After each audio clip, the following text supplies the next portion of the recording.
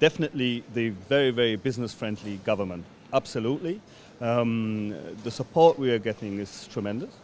It's outstanding. It really helps us to take the right decisions.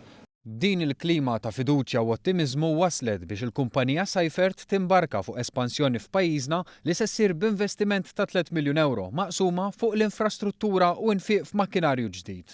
Makkinarju li se jitħaddem min nies u għalhekk ifisser li l-kumpanija se tkun qed iżżid ukoll il-ħaddiema.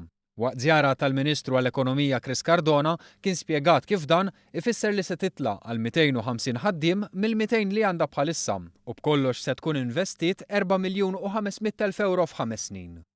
Il-Ministru Cardona iddawwar mal-fabbrika fejn iltaqa' ma' ħaddiema ħabbrika u tmexxija ta' kumpanija sodisfatta bl-ispalla li qed issib mill-Gvern biex tibqa' tinċentiva x-xogħol. This is help, financial help in terms of European Union cash grants which made available. That was personal intervention by the Minister himself, I have to say that. I'm very pleased for that as well. And of course it was Malta Enterprise with all its initiatives in investment promotion, in educational promotion, very, very well. 50 sena esperjenza u 23 sena toperat f'Malta, il-kumpanija Seifert hija fost l-aqwa li timmanifattura aċċessorji relatati ma' ventilazzjoni, aġġustament fl-arja u apparat li jsaħħan kull tip ta' materjal.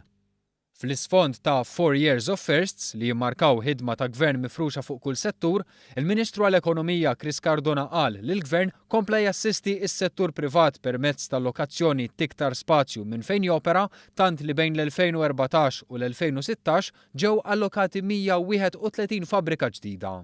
Cardona elenka wkoll sensiela ta' miżuri oħra li komplew jixprunaw aktar ġid mis-settur privat. Ammont ta' inċentivi oħrajn fuq il-produzzjoni tagħhom, inċentivi biex ikollhom iżjed dik jgħidu la koġenerazzjoni tal-elettriku, ammont ta' inċentivi li joħorġu mill-Malta Enterprise fil-budget permezz tal-incentive guidelines. Naħseb illi barra minn hekk ovvjament qegħdin naraw kif innaqsu iżjed il-burokrazija, qegħdin nagħtu iżjed ukoll iċ-ċans illi min jinvesti fil-pajjiż ikollu aċċess għas-swieq internazzjonali permezz ta' Trade Malta.